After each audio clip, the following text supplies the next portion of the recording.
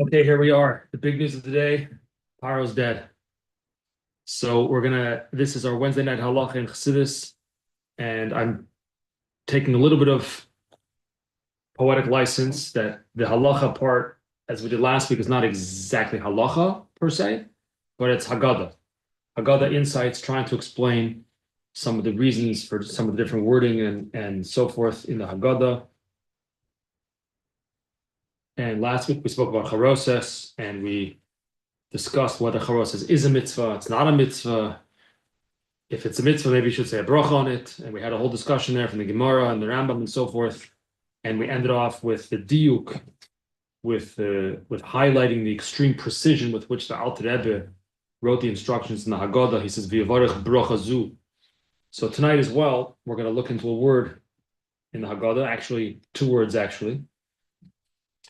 And I put together a little source sheet and some sources on the source sheet. So here we go. So first of all, I have a picture here. I wasn't actually looking for this intentionally, but I found a copy of a Haggadah that was printed in Cairo. Someone told me if I tell people Cairo, I should also tell them that that's in Egypt. I'm pretty sure with this crowd, we know that.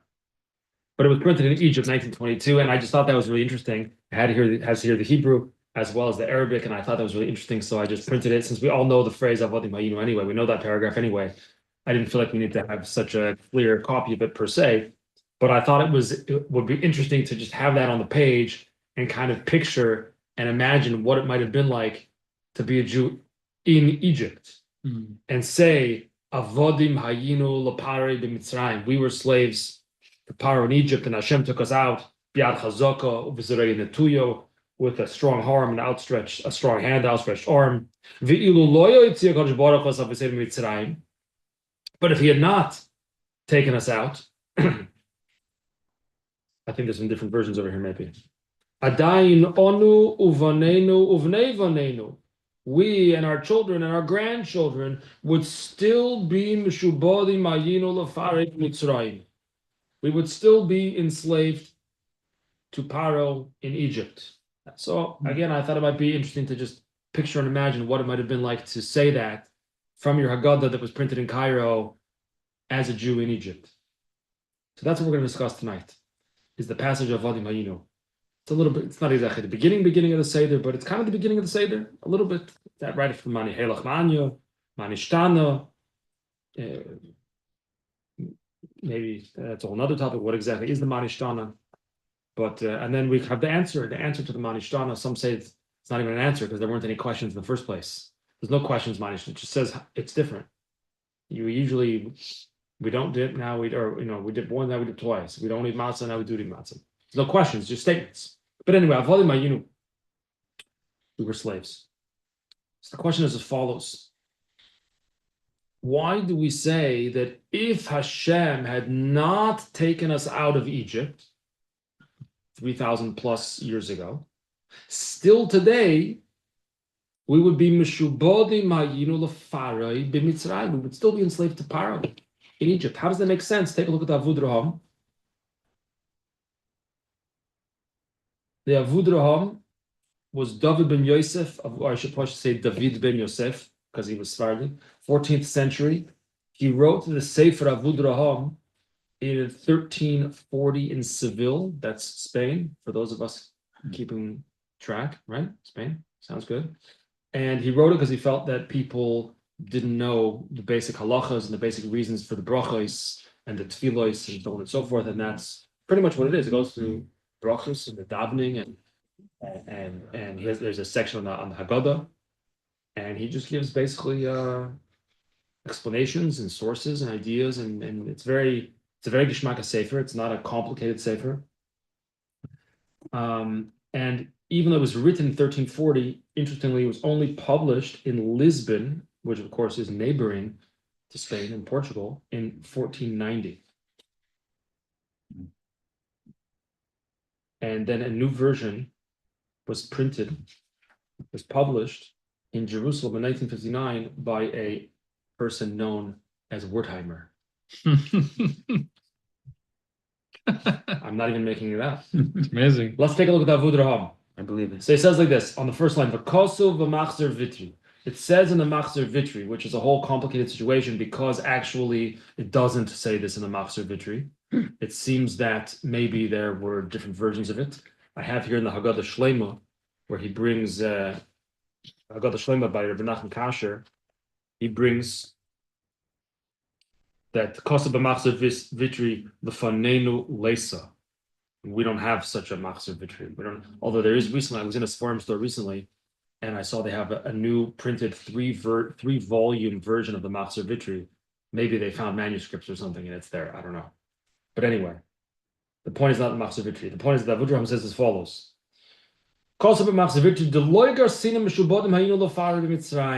you got to change the words of the Haggadah, says the Avud Raham. We would still be slaves in Egypt, but take out the word paro, cross it out, cut it out of the page. Well, I guess if you don't cut it out, because then you're going to cut out whatever on the other side of the page also. But cross out the word paro. We need to update our Haggadah, says the Avud Raham, and remove the word paro.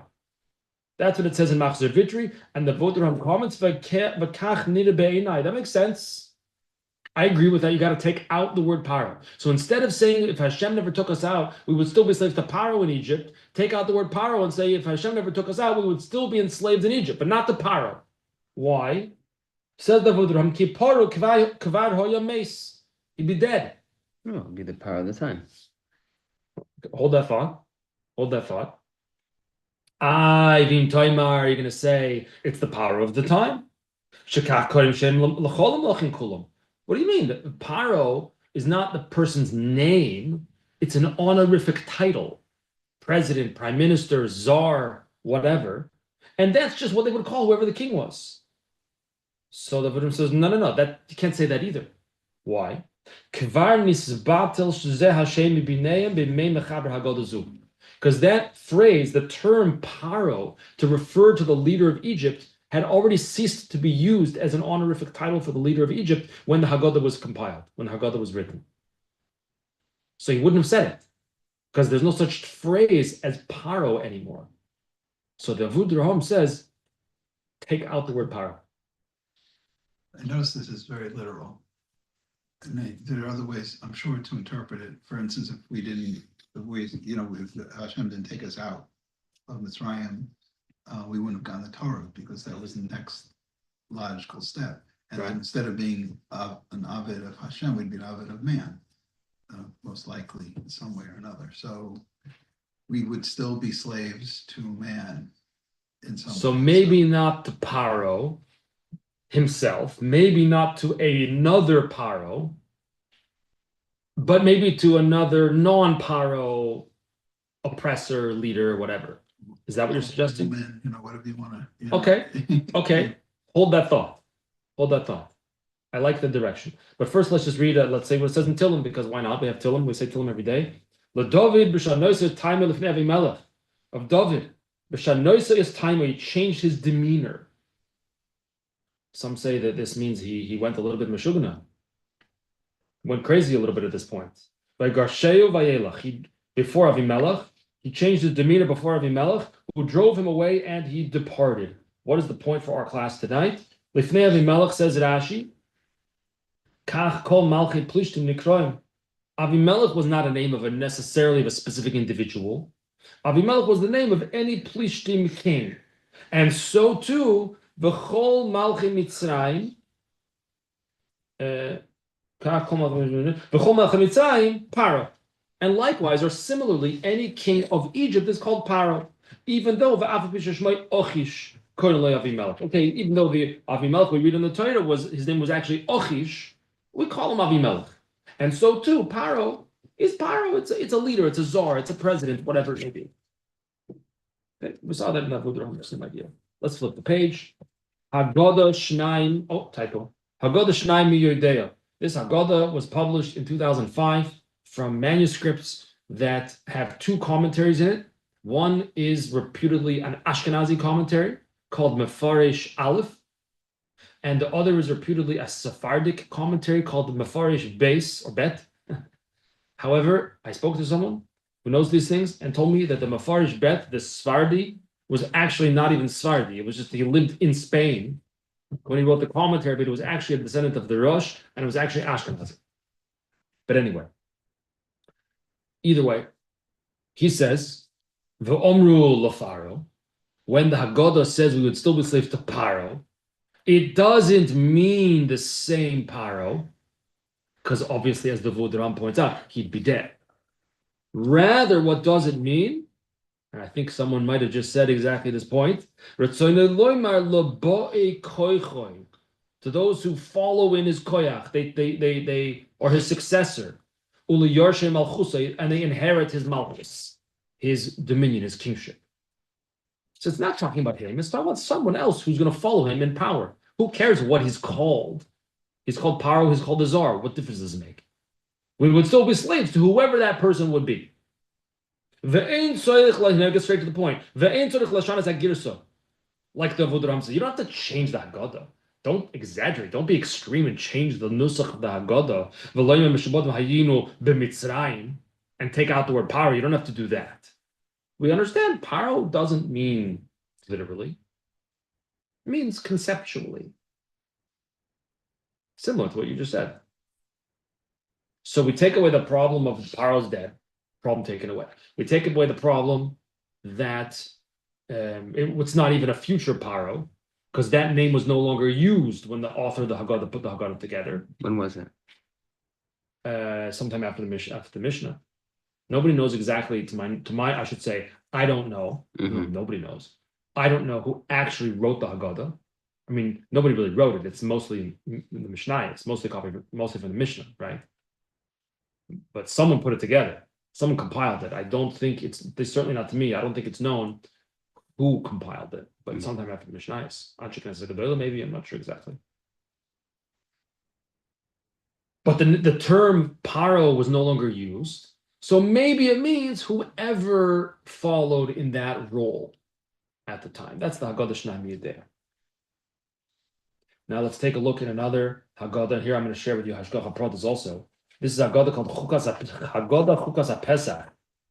And the author was Reb Moshe Pizanti. How do you spell that in English? I thought it was either P-I-Z-A-N-T-I, or maybe I thought it was P-I-S-A-N-T-I. But in the Encyclopedia Judaica, it's P-E-S-A-N-T-E. Pesante. He was, as you could guess, Italian. Moshe ben Chaim ben Shem Tov. Pesante. And he was from Italy, but he moved to Eretz Yisrael, to Tzfas. And he died in 1573. We'll see in a second. He traveled, at some point he left Eretz Yisrael, left Tzfas. It seems maybe he needed money. I don't know if he was fundraising or he needed money for himself. I'm not sure. There seems to be not that much information about him. He traveled in Turkey and the Balkans from the years 1565, and in 1573, he was murdered in Greece. So he wrote a Haggadah called Chukas HaPesach. And in Googling it, it came up online, right here, on Amazon for $3.99. You could order a copy of it printed from Hebrew in conjunction with HebrewBooks.org. So I ordered it, and it just came a few hours ago. So there's Chukas HaPesach. What a world we live in. Push a button. This was 2 days ago, I guess, Amazon Prime. Push a button. They print you this. I mean, I could hardly read it. They print you the Haggadah, Haggadah Chukas HaPesach. It actually has 2 perushim in it. On some of the pages, you can see that's very hard to read. But it says, Hey Resh Mem Pei, Ha Rev Moshe Prizante, and then there's Hey Resh Shin Beis is, I think, the Shalom Baruch or something like that. And here's our page of Vodim Hayinu, the power of Mitzrayim. This is where he writes the commentary we're going to read. I found it on the source sheet. You can see I found it on Yitzhak Chachma in a newer. I found this on Yitzhak Chachma, the same version, but then I found the newer version of it also. That's a lot easier to read. So anyway, Hashgacha Pradas, what a world to live in. You press the button and you get the Haggadah. It's just a print, but I thought that was pretty neat. He has the word Lapara in his Haggadah. He leaves it in. Let's take a look at Chukas HaPesach by Reb Moshe Pizanti. The Hochikama. This is what it means when it says the word para. Adain onu vanenu vanenu. We would still be slaves just like we would be slaves just like our ancestors were slaves. It's irrelevant who it was, that it was Pharaoh, but it means ba'avoida kosha b'chomer v'levein. That's what it means. Backbreaking labor. That's what it means. That's what will still be happening. We too would still be slaves to whichever kings came afterwards. Who cares what they're called? It doesn't matter. Whether they're called Pharaoh or the Tsar or something else, doesn't matter. We would also be enslaved to them. In the very same servitude that our ancestors were enslaved in Egypt also, we would still be doing that. That's what he says. And therefore, the author of the Haggadah wrote the word Pharaoh. Pharaoh. He mentions Pharaoh. Why? Because of the hard work of Pharaoh. The whole inyan of the word Pharaoh being mentioned is to highlight the demeaning, backbreaking labor that he made us endure. And that would still be in existence if Hashem never took us out of Egypt.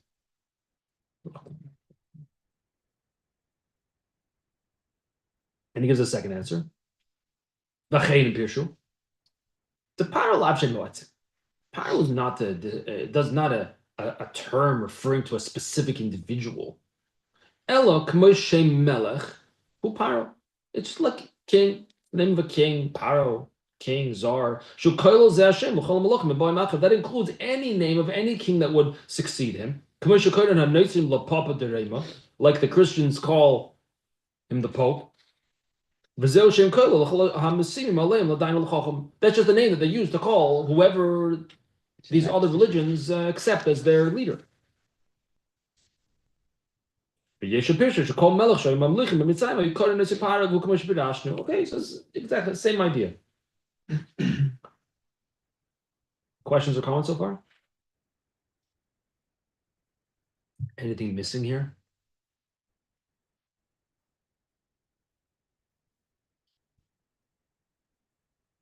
The kudos. Yeah. I can't read this even with glasses. Or without glasses. It's right over here. The pipe and kind of read it. The Avodah was hard. That's why it's Pharaoh. No, is anything missing from what we said so far? The question we started with, I'll refresh your memories. The question we started with is, why does the Baal Haggadah say we would still be enslaved to Pharaoh in Egypt? Pharaoh's dead. We would not be enslaved to Pharaoh. Did we answer that? What about Mitzrayim? It's not around either, right? It's not around either. We wouldn't be enslaved in Egypt. Egypt fell. The Egyptian dynasty, the greatest dynasty, fell shortly after the Yetzias Mitzrayim. So we wouldn't be slaves in Egypt. That's because we left, no? Why did it fall? We're going to see that episode. We'll see what that episode is about this. Very good. Went to a Chris Yamsuf, you want to have no? Oh. So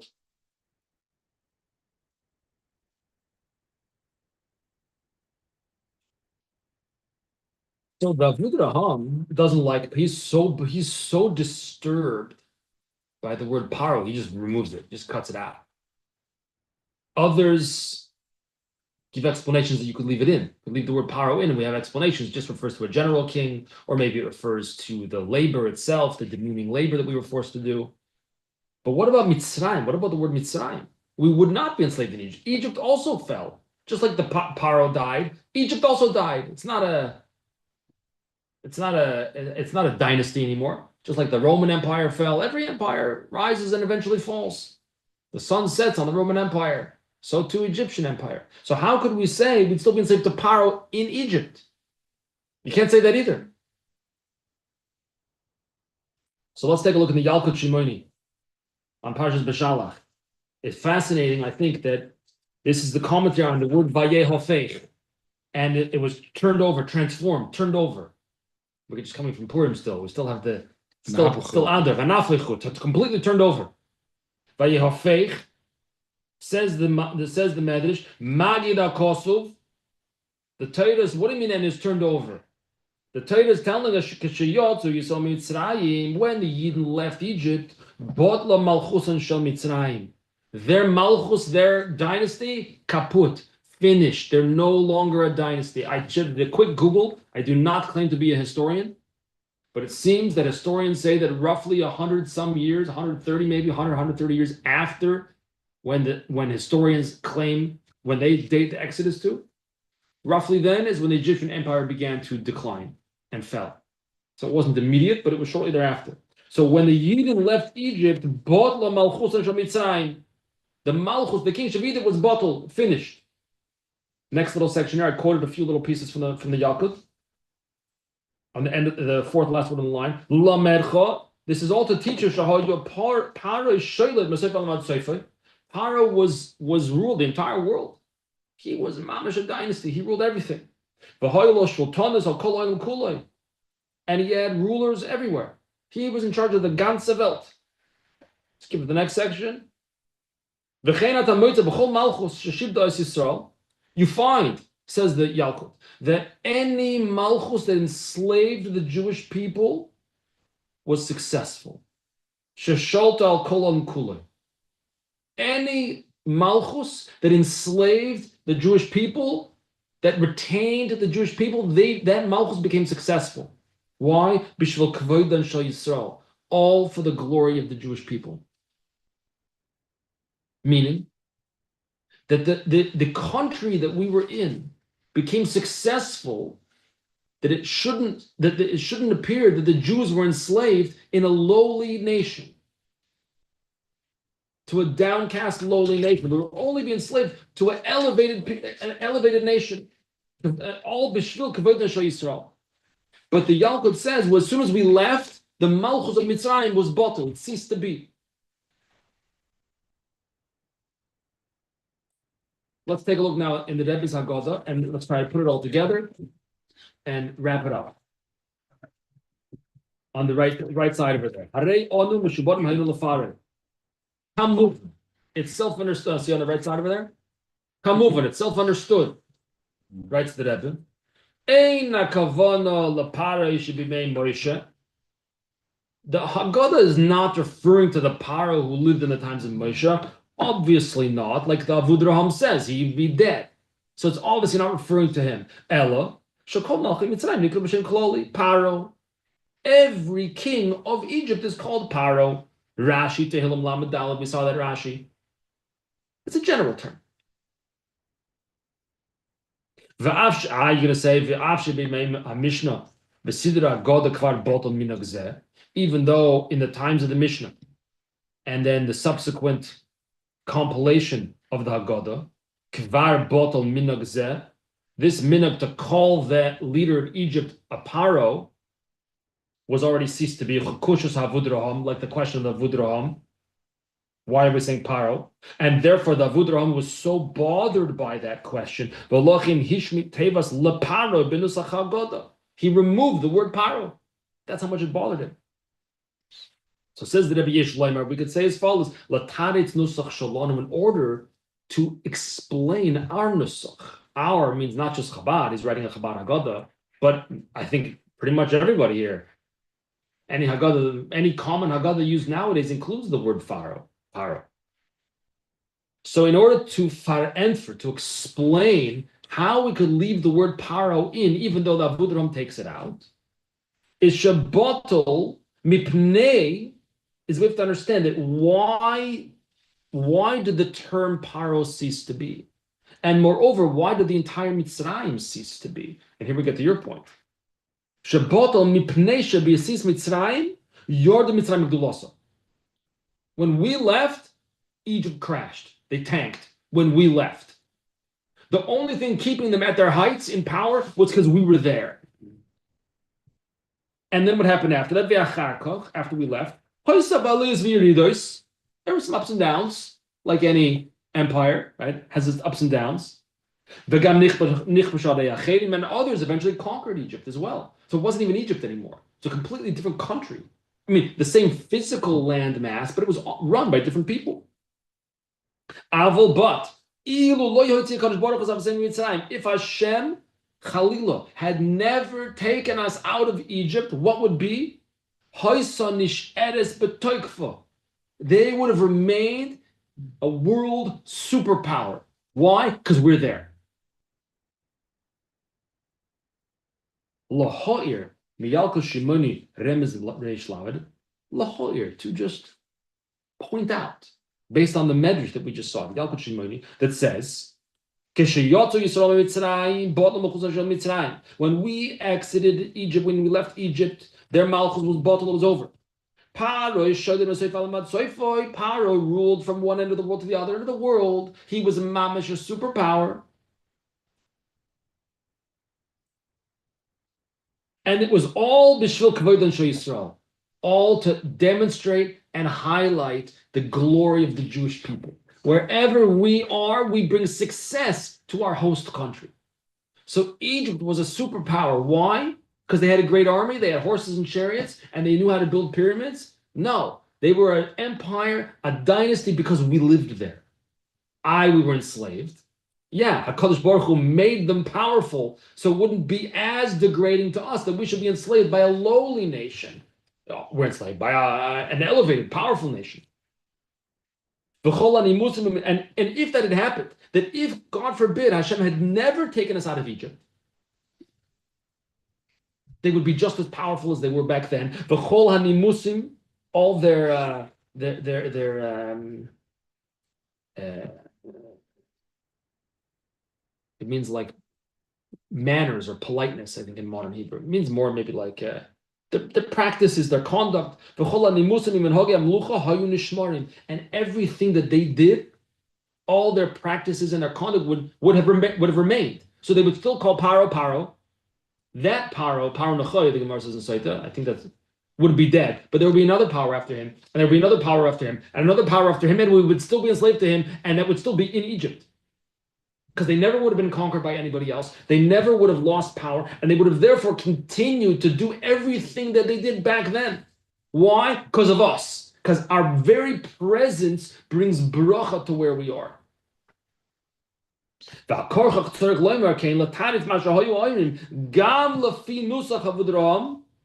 we have to answer it even according to the Avud Raham. Because the Avud Raham, I don't want to say he takes the easy way out. He a little bit takes the easy way out. Oh, you don't like the word paro? Take it out. No problem. That's what he does, right? He takes out the word. He was bothered by the presence of the word paro. I guess he didn't like the other explanations. Maybe he thought of them also, right? He was a pretty smart man. He also knew that Pharaoh wasn't just that one man. It was subsequent leaders as well. I guess he didn't think that was a good enough answer. So he says, take it out. But 1 second, we have a question on the Vudraham still. What about in Mitzrayim? How will we be enslaved in Mitzrayim? Mitzrayim was bottled.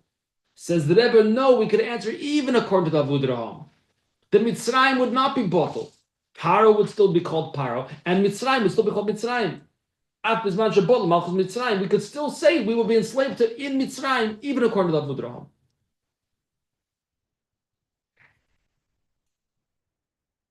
Did this make any sense at all? It makes sense, but when you think about now, that is saying, No. you believe that now, if everything would still be the way it was, if we stayed there, seems a little like slavery isn't exactly looked kindly upon anymore. And I mean, there's still some, some parts of Africa where this still going on, but people ignore that. But it's not considered a very. People ignore what's not convenient. It's not norm anymore. So you For have sure. a hard time believing that. Now maybe they would have adopted us like America adopted us. Maybe. Could be eventually. So, but we wouldn't be slaves per se. But I don't know. Well, the whole way you Haggadah see- says, The whole way you see things now is because they were gone. In other words, if they weren't gone, right? then a lot of the stuff that we have now maybe wouldn't have developed the way it is now. You know what I mean? There'd still be slavery. You know what I mean? Like, We were slaves, and we would still be to the same leader in the same country. Why? Not because of them, because of us. The power of a Yid, the power of the presence of Am Yisrael. Whatever countries we're in, we bring bracha to the country. Look at Spain, the golden era, golden age of Spain. What happened? I think it was the year 1492. Everyone knows that date. What happened? Psh, what happened to Spain after that? Goodbye. See you later. Done. Finished. Where's the golden age? I'm not a historian. I'm sure there's more examples of this. Of course, America now is nice to the Jews, and America's a successful country.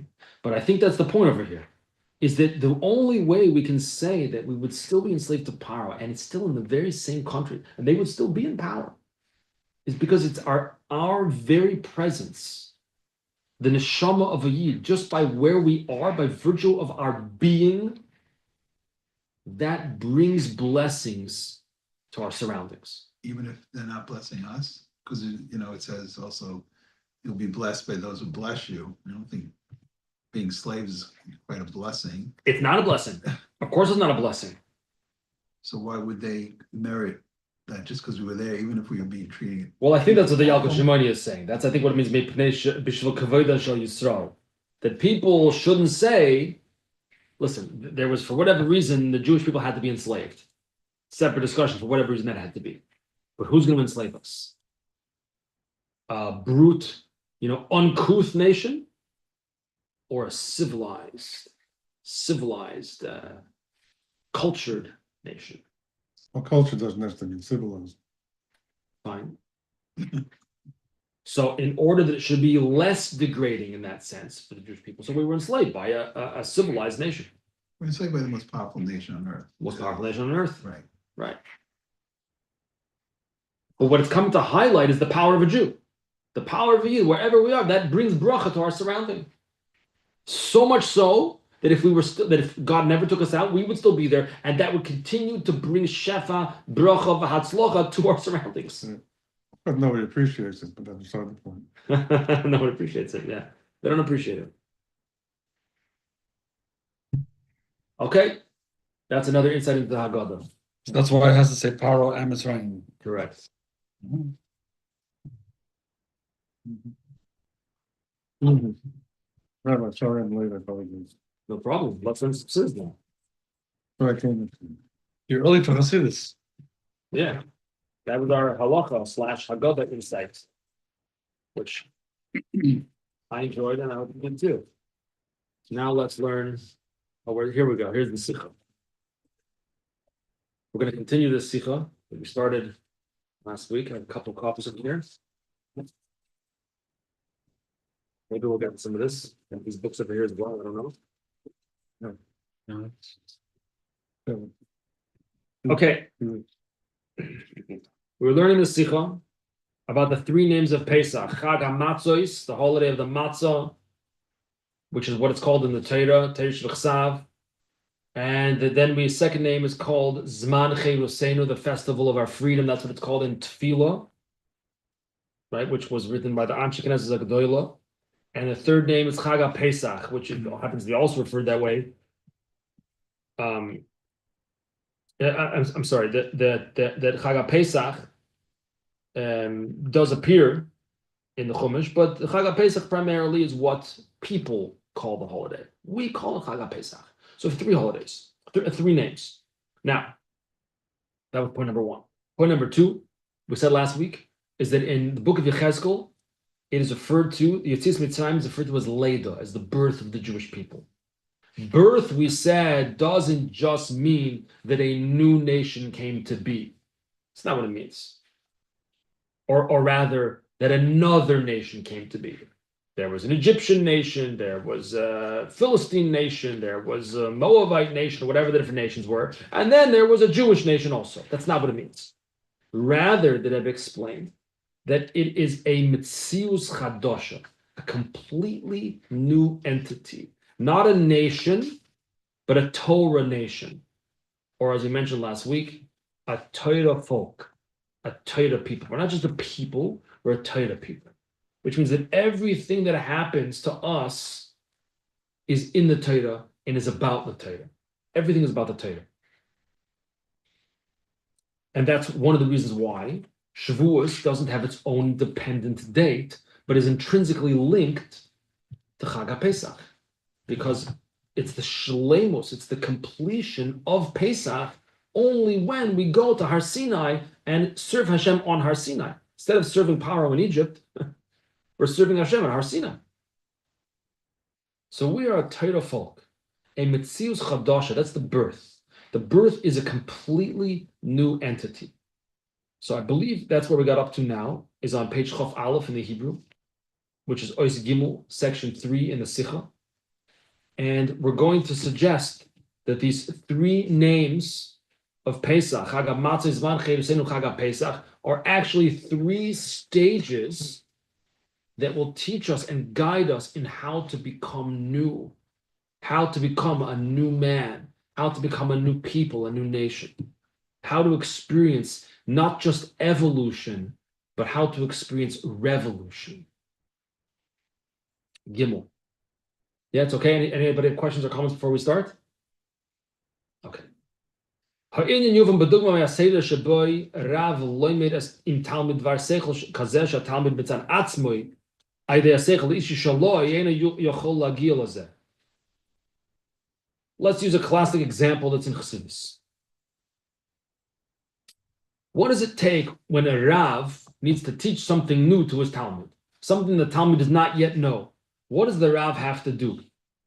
Now, when we say that it's something new that the Talmud does not yet know, we don't just mean that it's information that he didn't yet have. Like, I didn't read that book yet.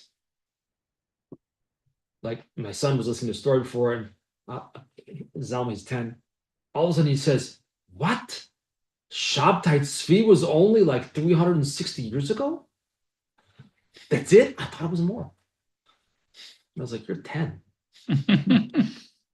But what? That's new information. That's not what we're talking about here. We're not talking about a Rav who wants to teach his Talmud something that he doesn't yet know. You know, Shabtai Tzvi lived in such and such a year, and this is what happened. Oh, that's it. I didn't know that. Thanks for teaching me. That's not what we're talking about. Rather, in the parentheses, it's not just because he didn't hear it yet. What? 340 years ago? No, it's not just that he didn't hear it yet. Because right now, where the Talmud is holding in his intellectual development, his bishul haseichel, and his intellectual development, I guess, this information that the Rav wants to teach him is not information that he didn't yet read or didn't hear about. It's information that's completely beyond his capacity. On a simple term, you could think about it like teaching mathematics to a child. Right? A child, you start 1 + 1 = 2, 2 + 2 = 4, and you explain his concepts, and the child can understand. You don't start talking about algebra. 2x × 3, like, what are you talking about? It's beyond, it's not the best muscle, but it's beyond what a child typically. Beyond me. Yeah. It's beyond what is able to understand. His seichel has not yet developed to think in that kind of manner, to think abstractly, for example. So we're talking about a seichel, a concept, an idea that's beyond the capacity of the Talmud. So what does the Rav have to do to teach that? To open up his Talmud, it's like they say, think out of the box. How can you get a Talmud to think in a completely new, different way? What does it take for a teacher to get their Talmud to open their mind to something that they simply weren't able to grasp? It's totally beyond it. How do you get a 2-year-old to understand calculus? So first of all, first and foremost, the Talmud has to be in a state of bittul. What is bittul? A suspension of self. Chazal, like the Gemara says in Masechta Shabbos and elsewhere, the Talmud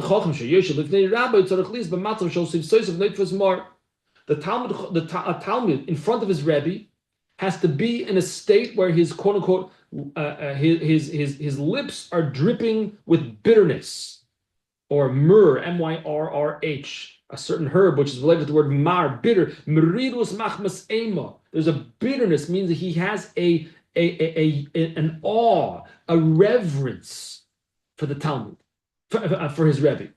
Is to be in a state of bittul. Bitterness doesn't seem to equate with reverence. Yeah, it says ema. Ema means really fear, much more than reverence. Yira maybe more would be perhaps more like reverence, but ema means fear. There has to be a certain fear of his teacher. Right.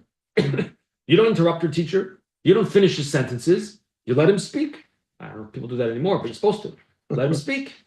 Let him say what he's going to say. And you have to suspend your own preconceived notions, suspend your own self, put yourself aside in order to be makabel from your Rebbe. It's like, someone's reading Rashi, and before they even finish the Rashi, they start telling you whoa, you want to know what Rashi says, or you want to say what you say?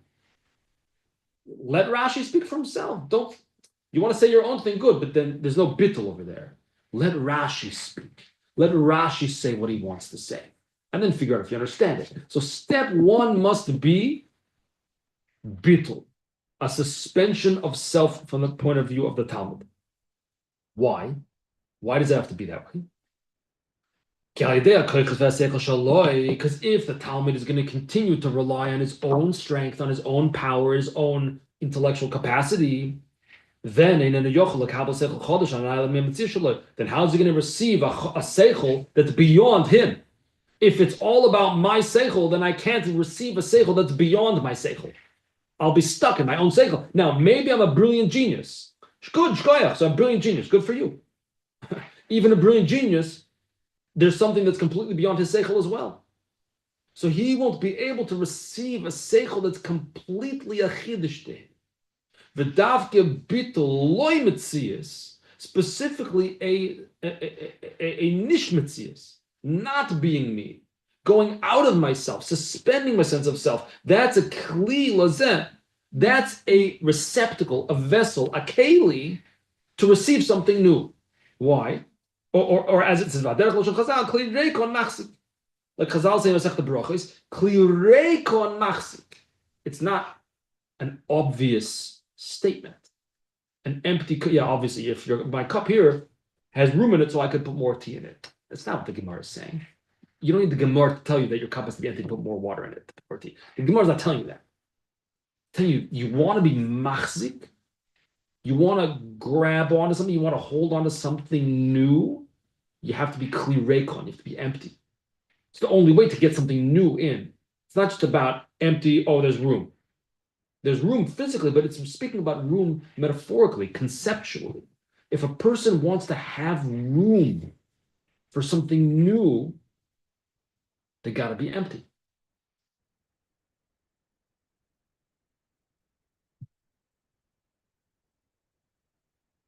One time, the Rebbe's father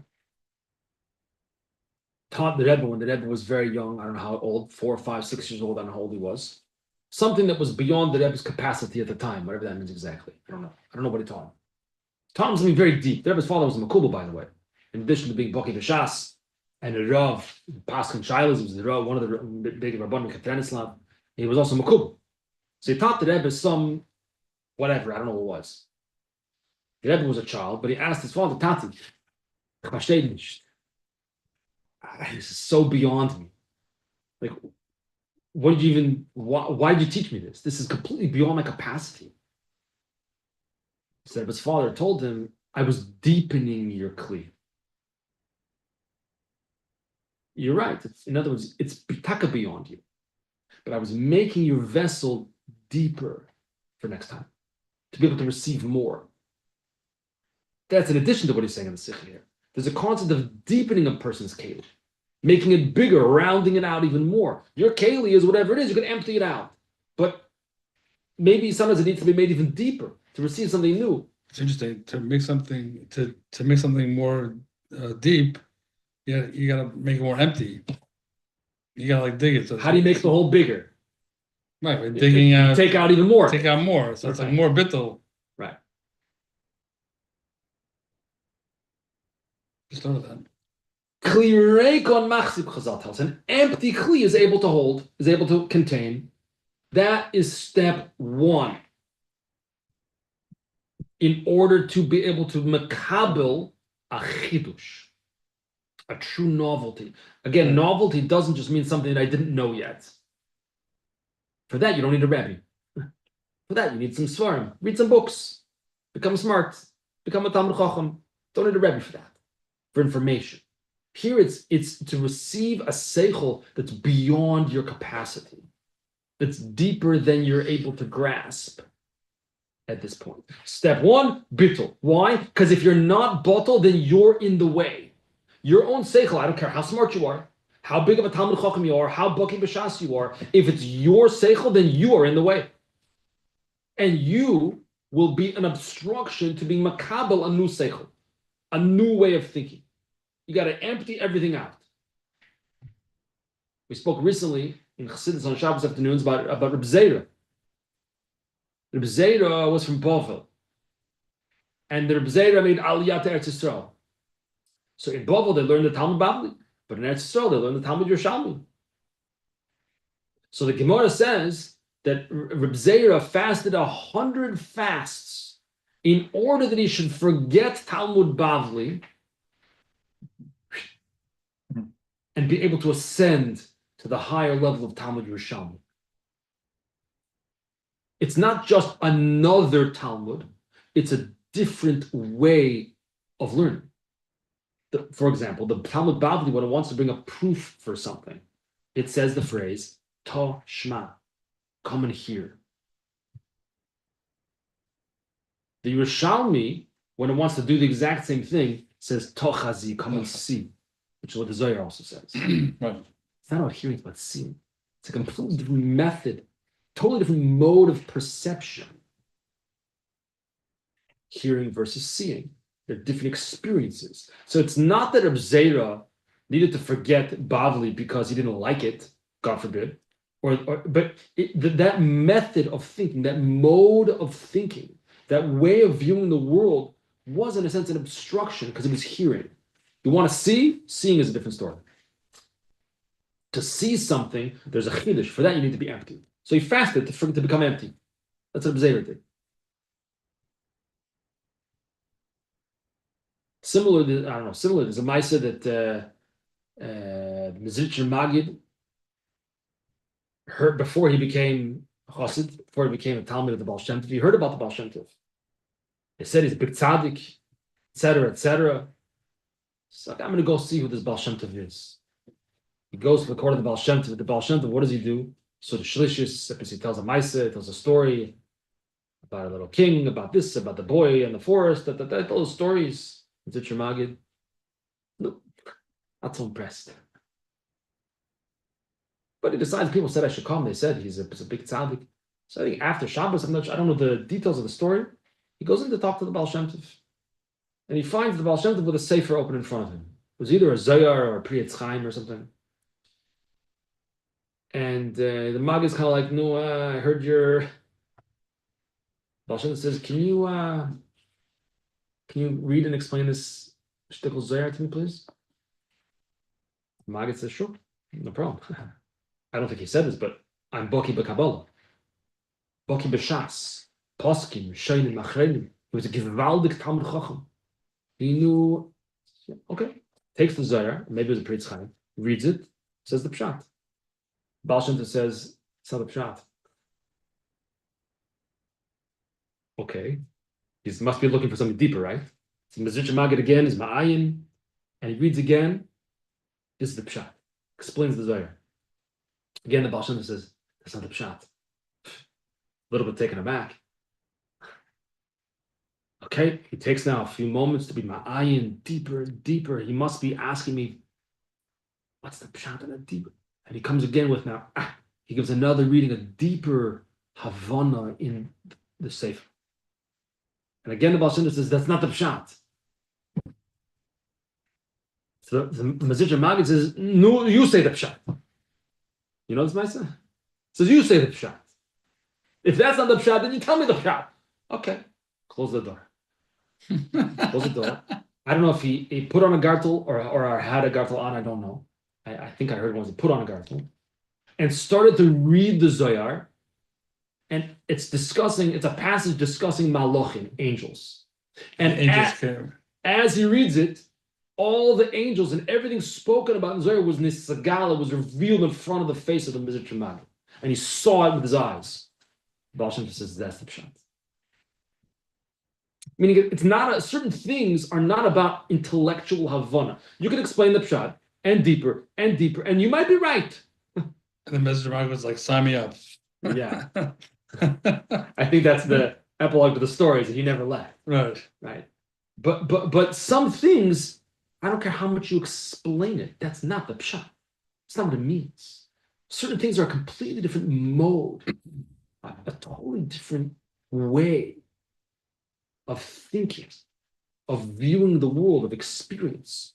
So for a Talmud to get to that new experience, to learn Talmud Yerushalmi, to be able to read the Zohar, the Pri Etz Chaim, I don't mean literally that, I mean conceptually, to be able to be open to this completely new experience from your Rebbe, you must be an empty keli. You got to be empty. You have to be nothing. Otherwise, you're just in the way. I'm sorry. You're in the way.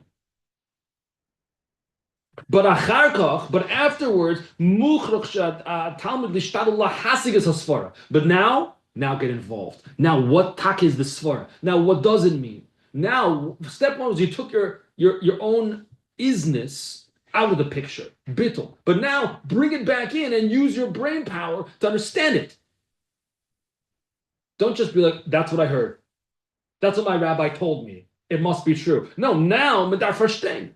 Now you have to understand it. Use your metzias. Use your isness to understand. So first bittul, then the opposite of bittul. Me. Put yourself into it. Now use your brains. In addition to the fact that we say kli rek and machzik, you have to be empty. But what has to be empty? The kli. You have to be a kli. You have to be a vessel, a vehicle, a receptacle. Kli sholim. You got to be whole. So it quotes from Masechet Kelim, Mishnayos.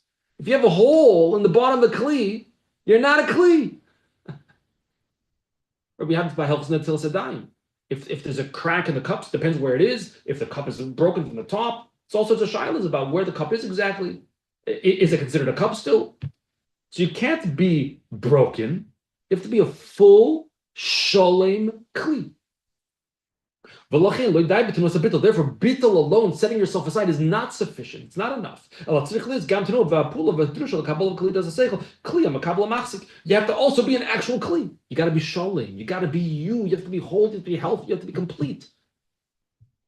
Yes, empty, but an empty kli.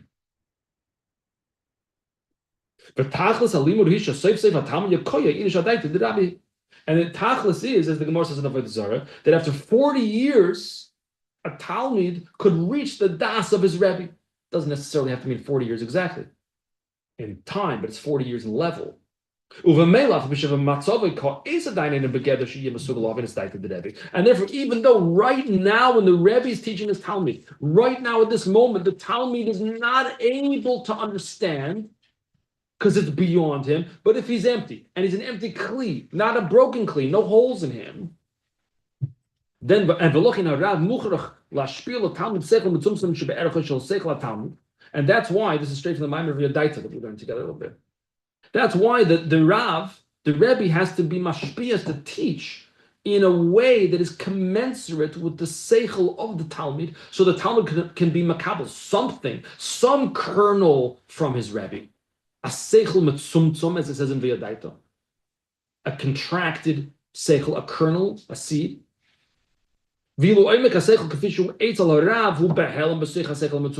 the true depth of the seichel, the way the Rav himself, the way the Rebbe has it, that's concealed, like the DNA of the sequoia tree that is somehow concealed and packed into the seed.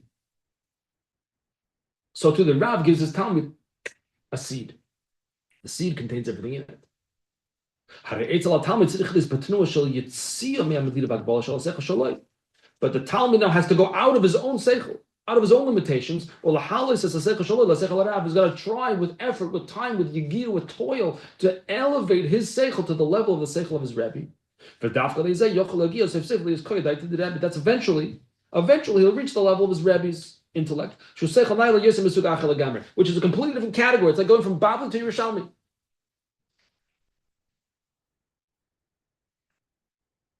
And perhaps that's why the Rebbe's father taught him something that was beyond him, because he didn't want to suffice with the Rebbe's current keli and reaching even beyond that, but make that keli even deeper and then reach beyond that.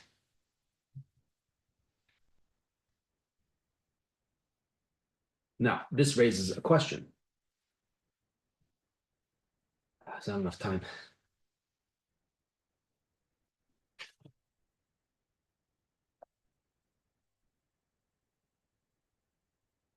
Could we do Daled? Okay. I'll say that is this order that we just went through. Step 1, bittul. Step 2, me, Metzius. Shatchila, tzarech liyos if soizav leitv mar, bittul. First, you have to be in a state of bittul. V'achar kach ba'at no shal liyos keli, Metzius. Then you have to be a kli, you have to be Metzius. You have to be an entity. After we have a following question. Isa b'gemara. It says in the Gemara Masechta Shabbos and Psochim that Rabbah, or as it's mentioned in Tanya, Rava, different versions apparently. Rabbah makame da pasach lahul rabbanan. Before, highlight the word, before he began teaching his students, the rabbis, Omer Milsa de Bedichsa. He set up a shtickle joke. Joke doesn't mean like ha, funny joke. A riddle, something like that.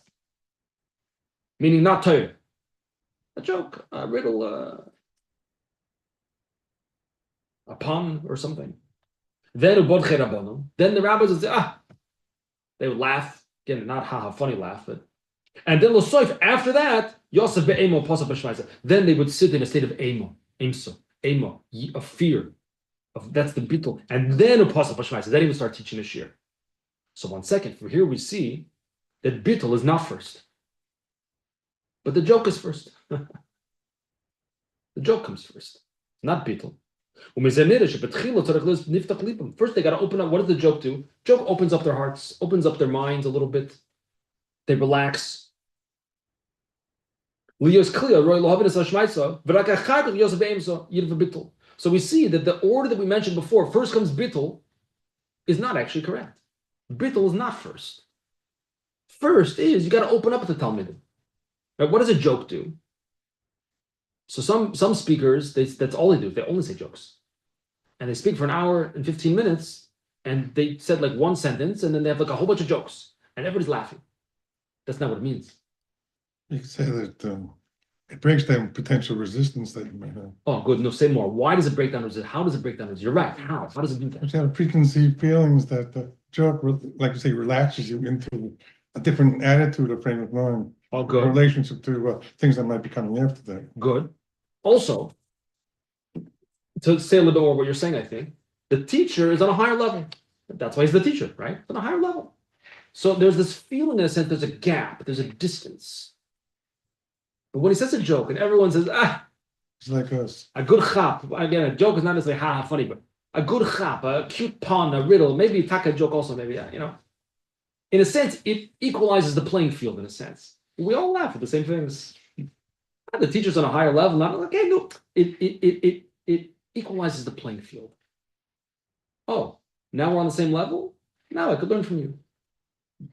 When I think you're like on a higher level from me, like it's like intimidating. I don't feel comfortable with you in a sense. There's a feeling of distance in a sense. But you said a good joke, a good vart, this and that. Oh, okay. We eat the same dinner. We have the same jokes. We all can. So that it relaxes the Talmud. That's a little bit of what the Bodche Rabbanan. That's a little bit what the Milsa de Bedichsa does. It levels the playing field in a sense. So the question that Rebbe asks is: you just told me, the Rebbe just said before that step 1 is bittul. Take yourself out of the picture. Empty your kli. Empty your cup. If you want to be able to receive, you have to be a kli reikon. Now, once you've received, now bring your metzias into the picture. Use your seichel to try to understand. But based on this Gemara, bittul is not step 1. Bittul is step 2. The joke is step 1. You hear the question? Mhm.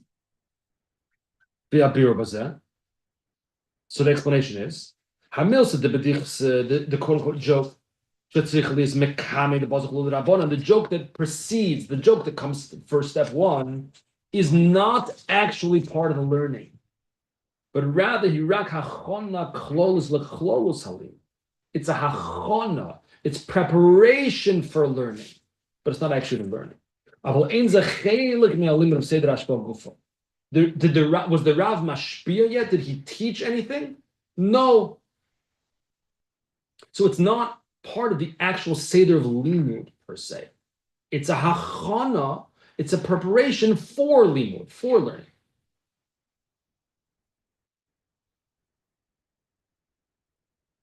The milim acheres, in other words, the milsa the bedichsa loy ba kedei lasis is a talmid roy lekabbalas haseichel. The milsa the bedichsa, the joke, the pun or whatever it is, the clever vort, is not in order to make the talmid able to receive. Rather, it makes that the talmid should want to receive, should want to learn. Again, before the Rav kind of levels the playing field, there's a feeling of distance. Who are you to teach me? Why should I listen to what you have to say? There, in a sense, there's a feeling like that. But the Milsa de Bedichasa levels the playing field. Now I want to receive from you because I see you're the kind of person I want to receive from. You're the kind of person I want to learn from. So it doesn't make me able to receive, it makes me want to receive. Yes, is it Kadei Lifol Shabachal Yirtzalis Makabel. That I will now be open, as he said before, Yiftach Libam, Niftach Libam. My heart should be open, so to speak. I should be relaxed. I should feel I don't know, there's gotta be other adjectives.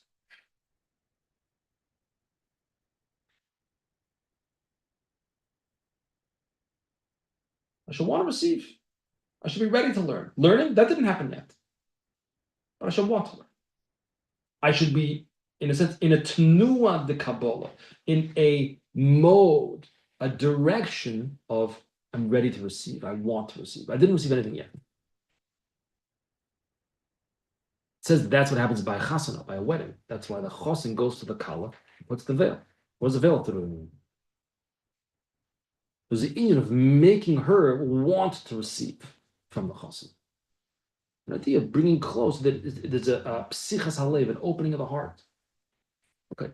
Let's finish this paragraph. We'll wrap up. But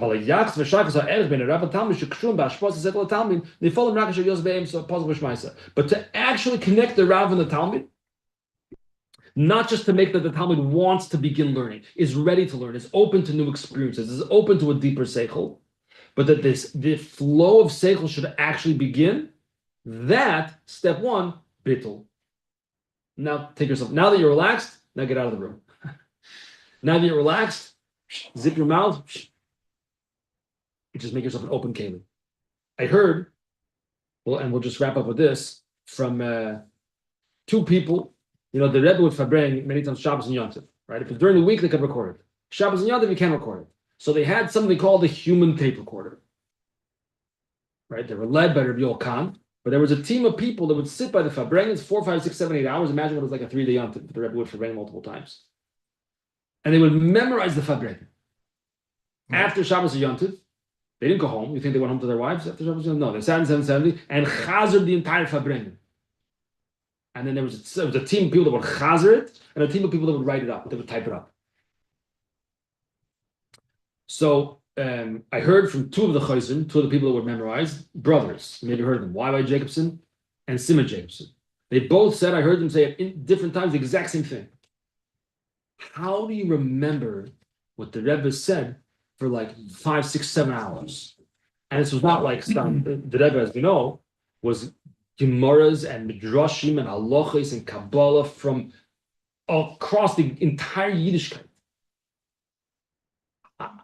And often very complicated, not always, but often very complex halachic analysis of Ragat Shavar Goin and the Shagas Aryeh, complicated stuff that was discussed. And no I jokes. remember it. No joke. Sometimes there was jokes, sometimes there was different jokes and whatever. No stories. Okay, there were stories too. How do you remember? How did you fall? How did you halt cup? So they both said, I heard them say separate occasions, you have to not think.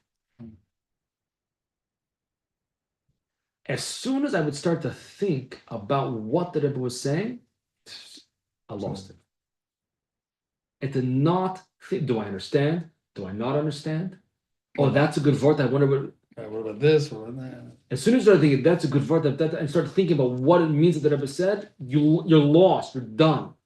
People said you had to completely stop thinking, and kind of just like let it. I still think I could do that anyway, but I stopped thinking, right? But there's an idea of that's the bittul, that's the emptiness. It's not about you. You want to be makabel from the Rav, who's teaching the Seichel Chadash, something new. And again, what we're trying to get to, which God will continue next week, is how do we become new? How can we live on Pesach in a new way? How can we elevate our lives to a completely new plane of existence, a totally new reality? That's what the Sikha is trying to teach us. But now we're deep in the middle of this is the Chassidus part of the Sikha. So basically, I just want to say. yeah, please. This whole thing that you're saying is what the Jewish people became, as relative to Mitzrayim, they became a new people. Yeah. Like a Torah folk, right? Okay. Right. So you're saying that we ourselves can be, our goal is to become a Torah folk, Bisman Hazeh, by taking Pesach and using it to take us out of who we once were to something totally new. Zman Cher saying it's the holiday of our freedom. How do we do that? What's the freedom? Or is it just going to be the same year that it was last year? You know, are we going to experience new fundamental change? Are we going to go from Toshma to Tochazi, from hearing to seeing? Are we going to see the angels, so to speak? Someone tells you to see angels, you probably shouldn't believe them. But is it going to be Pesach? Is it going to be Zman Cher Zeinu?